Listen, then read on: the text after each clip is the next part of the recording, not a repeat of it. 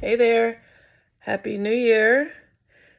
Happy New Year. I hope all of you are off to a tremendously wonderful and enriching start to the new year, one that is making more deposits than withdrawals in your psyche and souls.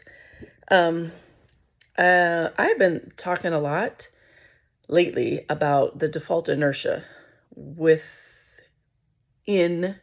which DEI operates. And I wanted to talk with you a little bit about what I mean by that. So I think it's important for us to understand that as we're moving DEI principles, particularly racial equity principles, through our organizations, that we're not doing so inside of a neutral palette. We are moving these principles forward inside of organizational ideologies, experiences, and belief systems that actually actively work against the work of DEI. Why do I say that? The default inertia in our country is not one of neutrality. We have already chosen a side, if you will, on the idea of racial equity, and we've chosen the side of racial inequity. That's just what we've inherited. That's kind of always been the case since 1776 and well before. And so all we really know is a life and a lifestyle and a reality where Black and Brown mattering is contextualized. It is auditioned for, and it is subject to interpretation at any given moment, at any given time, in the kind of daily cadence of Black and Brown life. So when we're coming into organizations and we're talking about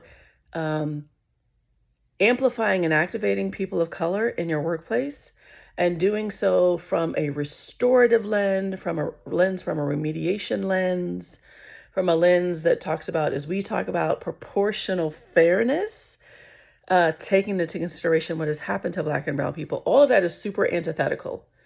It's antithetical to how we have lived our lives and what we know to be true about how the world works, even though we're well intended. So this is not about bad acting. It's not about malice or ill intent.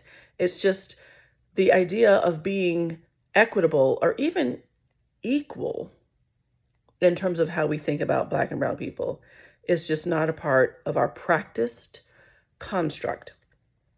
And so because of that, we have to realize that in planting these seeds of DEI and racial equity, it is by default disruptive to our dissonance. We don't know what this is, which is why we get some of the reactions, why it feels like, oh, it has to be a zero-sum game, or it has to be Black and Brown people winning at the expense of white people, or it has to be about Black people and Brown people asking or expecting something that they don't deserve or need, because it's the narrative that has informed hundreds and hundreds of years of our understanding of how Black and Brown work vis-a-vis white.